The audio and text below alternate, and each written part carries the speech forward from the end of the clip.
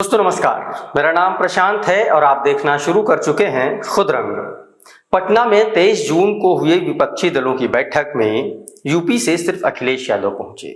इसके अलावा किसी भी बड़े विपक्षी दल के नेता ने इस बैठक में शिरकत नहीं की। बसपा ने तो विपक्षी दलों की एकता पर ही सवाल उठा दिया। वहीं आरएलडी और सुभाषपा जैसी पार्टियों ने गठबंधन में शामिल न होने के बहाने बनाए। इससे एक बात साफ हो गई कि अब यूपी में भी फूट के साथ नए गठबंधन के संकेत बन रहे हैं। कांग्रेस नेता राहुल गांधी और अखिलेश यादव की पटना में मुलाकात के बाद ये बात और पुख्ता हो गई है। साथ ही ये चर्चा भी शुरू हो गई है कि क्या 2017 के विधानसभा चुनाव की तरह एक बार फिर से सपा और कांग्रेस गठबंधन करेंगे, 2024 में हाथ मिलाएंगे। वहीं पश्चिमी उत्तर प्रदेश में चुनावी जमीन तैयार करने में जुटी राष्ट्रीय लोकदल भी कांग्रेस के साथ मिलकर चुनाव लड़ने के लिए मूड में दिख रही है। दूसरी तरफ मायावती ने अपने पत्ते अभी तक खोले नहीं और कहा जा रहा है कि बसपा चुनाव में अकेले लड़ने वाली है। ऐसे में उत्तर प्रदेश की राजनीति 2024 के चुनाव में किस करवट बैठेगी? क्या आरएलडी चीफ जयंत चौधरी, अखिलेश यादव और कांग्रेस का गठबंधन उत्तर प्रदेश में दिखाई देगा, या फिर समाजवादी पार्टी को अलग एक तरीके से कर दिया जाएगा और उस गठबंधन में दिखेगी कांग्रेस, उस गठबंधन में दिखेंगे आरएलडी चीफ जयंत और उस गठबंधन में दिखेगी कांग्रेस और मायावती? दोस्तों, मैं ऐसा इसलिए कह रहा हूं क्योंकि मायावती ने ऐसे संकेत दे दिए हैं कि वो कांग्रेस के साथ गठबंधन कर सकती हैं और चर्चा ये भी है कि कांग्रेस का भी एक बी प्लान है जिसके तहत वो बहुजन समाज पार्टी से 2024 में गठबंधन कर सकती है। अगर इस वाले गठबंधन में, मौजूदा गठबंधन में कांग्रेस की स्थिति या उसकी बात अन्य क्षेत्रीय दलों से नहीं बनती है या सीट शेयरिंग जैसे फॉर्मूले पर सहमति नहीं बनती है, तो कांग्रेस अपने प्लान बी पर काम करेगा। और कांग्रेस का जो बी प्लान है उसमें बहुजन समाज पार्टी नंबर 1 पर है और दूसरे नंबर पर है आरएलडी के जयंत चौधरी। तो उत्तर प्रदेश में एक तो फॉर्मूला यह बन रहा है कि समाजवादी पार्टी के साथ में आरएलडी और कांग्रेस आए, जो वर्तमान गठबंधन की स्थिति में बनता दिख रहा है। और दूसरी बात ये कि अगर यह गठबंधन नहीं बना, यानी कि जो पटना में बैठक हुई तमाम सारी पार्टियों की, 15 दलों की पार्टियों की, अगर इस गठबंधन में कांग्रेस की बातें नहीं मानी गई, कांग्रेस की बात नहीं बनी, तो वो यहां से अलग हो करके स्टेट वाइज जो क्षेत्रीय पार्टियां हैं उनके साथ गठबंधन करेगी। उसमें मायावती हो सकती हैं, उसमें मायावती सिर्फ उत्तर प्रदेश में नहीं हो सकती हैं, मध्य प्रदेश में भी हो सकती हैं, छत्तीसगढ़ में भी हो सकती हैं, तेलंगाना में भी हो सकती हैं। और इन राज्यों से लगातार ये संकेत मिल रहे हैं कि कांग्रेस के साथ बहुजन समाज पार्टी गठबंधन कर सकती है।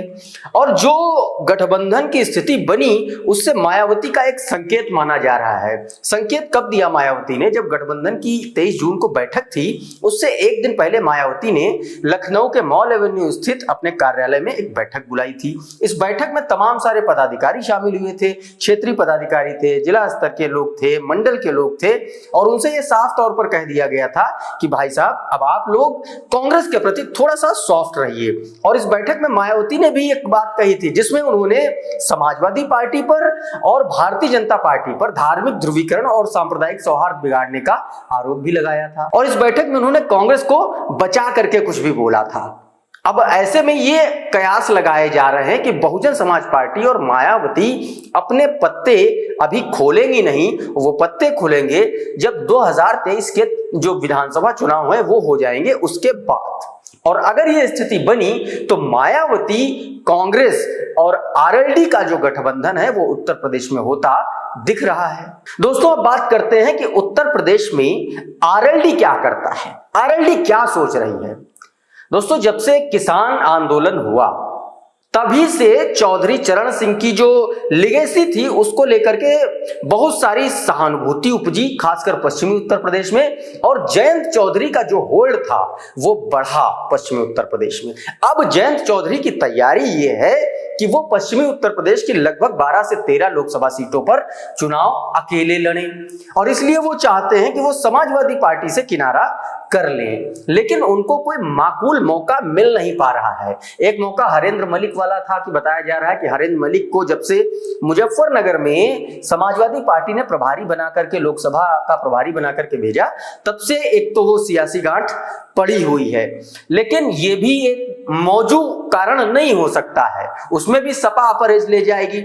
अब बात करते हैं कि आखिर आरएलडी और कांग्रेस का अगर गठबंधन हो गया तो उससे कांग्रेस को क्या फायदा होगा। दोस्तों, कर्नाटक में चुनाव जीतने के बाद जिस तरीके से खास करके मुस्लिम समुदाय में कांग्रेस के प्रति एक भरोसा बढ़ा है, एक विश्वास जगा है, उससे कहीं ना कहीं कांग्रेस को फायदा होगा और ये बात मायावती को भी पता चल चुकी है और आरएलडी को भी पता चल चुकी है।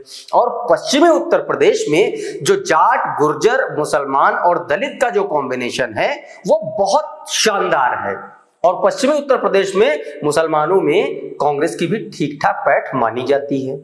पिछला जो लोकसभा चुनाव था 2019 के लोकसभा चुनाव में जो 10 लोकसभा सीटें मायावती ने जीती थी, उनमें से ज्यादातर सीटें पश्चिमी उत्तर प्रदेश की थी और कहा जाता है कि ये सीटें दलित और पसमानदा मुसलमान के गठजोड़ से मायावती को हासिल हुई थी और उसमें समाजवादी पार्टी का गठबंधन भी था, तो इसलिए उनको उसका भी फायदा मिला। अब मायावती भी ये चाहती हैं कि अगर उनके साथ कांग्रेस गठबंधन में आती है तो जो सपा का मुस्लिम वोटर था वो कांग्रेस की तरफ शिफ्ट होकर के वो बसपा को फायदा पहुंचाएगा। वहीं कांग्रेस के नजरिए से देखें तो जो बसपा का दलित वोटर है वो कांग्रेस के साथ अगर जुड़ जाता है तो वो बहुजन समाज पार्टी को तो फायदा पहुंचाएगा ही पहुंचाएगा, कांग्रेस को भी फायदा पहुंचाएगा। और अब बात करते हैं कि बहुजन समाज पार्टी, जयंत चौधरी और कांग्रेस में जयंत चौधरी का फायदा कहां से दिख रहा है, वो कहां से सोच रहे हैं कि अगर वो बहुजन समाज पार्टी कांग्रेस के साथ में गठबंधन में आ जाए तो उनको कैसे फायदा होगा। दोस्तों, वो फायदा ऐसे होगा, पश्चिमी उत्तर प्रदेश खास करके वो एरिया रहा जहां पर सबसे ज्यादा किसान आंदोलन का असर देखा गया। ये वही एरिया है जहां से राकेश टिकैत आते हैं, नरेश टिकैत आते हैं और यहीं से वो किसान थे जो सालों साल धरने पर बैठे रहे थे और इससे पश्चिमी उत्तर प्रदेश में जयंत चौधरी की साख मजबूत हुई, मजबूती बढ़ी है और ये खास करके आरएलडी के सर्वे में भी सामने आया है। अब चूंकि सिर्फ जाट के सहारे जयंत चौधरी चुनाव नहीं जीत सकते, ऐसे में जयंत चौधरी भी ये चाहते हैं कि दलित और मुस्लिम का गठजोड़ अगर बन जाए तो वो भी पश्चिमी उत्तर प्रदेश की कुछ सीटों पर फतेह हासिल कर सकते हैं। दोस्तों, अगर आरएलडी, बसपा और कांग्रेस का गठबंधन हो गया तो सवाल उठता है कि जो महागठबंधन 2024 में बन रहा है, जिसमें नीतीश कुमार हैं, जिसमें शरद यादव हैं, जिसमें उद्धव ठाकरे हैं, जिसमें अखिलेश यादव हैं, जिसमें आरजेडी है, उसमें क्या उत्तर प्रदेश के भीतर अखिलेश यादव सिर्फ अकेले रहेंगे क्या? और अगर अखिलेश यादव अकेले रहेंगे तो वो उत्तर प्रदेश को किस तरीके से फतेह कर पाएंगे, उनकी क्या रणनीति होगी? क्योंकि 2022 के चुनाव में वो ओम प्रकाश राजभर के साथ थे तो अच्छी सीटें उन्होंने स्कोर की, वहीं पर 2019 में वो मायावती के साथ थे तो उनको सिर्फ 5 लोकसभा सीटें हासिल हुई। यानी कि संगठन के तौर पर समाजवादी पार्टी बहुत ज्यादा मजबूत अब बची नहीं है और ये बात अखिलेश यादव को पता है और इसी वजह से अखिलेश यादव संगठन पर काम कर रहे हैं लगातार। पिछले 2 महीने से समाजवादी पार्टी लगातार संगठन पे काम कर रही है, चाहे वो सीतापुर की नैमिषारण्य वाली बैठक हो, चाहे वो लखीमपुर की बैठक हो, चाहे वो आजमगढ़ का मामला हो, लगातार समाजवादी पार्टी इस पर काम कर रही है। तो इसका मतलब यह हुआ कि कहीं ना कहीं अखिलेश यादव को भी यह पता है कि आने वाले वक्त में समाजवादी पार्टी को अगर 2024 का चुनाव अकेले भी उत्तर प्रदेश में लड़ना पड़ा तो संगठन मजबूत होना चाहिए, क्योंकि उनको भी कहीं ना कहीं ये लग रहा है कि चुनाव से पहले बसपा, कांग्रेस और आरएलडी अलग हो सकती है। और मान लीजिए कि अगर 2024 में सपा और कांग्रेस एक साथ लड़ भी लेती है तो भी कांग्रेस का बहुत ज्यादा जनाधार उत्तर प्रदेश में है नहीं। ऐसे में अखिलेश को, जयंत को साथ लाना बहुत जरूरी है, खासकर तब जब पश्चिमी उत्तर प्रदेश में अपनी मजबूत पकड़ बढ़ानी हो। लेकिन वो तभी संभव है जब जयंत की जो बार्गेनिंग, पॉलिटिकल जो बार्गेनिंग है, खास करके किसान आंदोलन के बाद जो उनकी स्थिति मजबूत हुई है, उस पर जब सहमति बनेगी तब।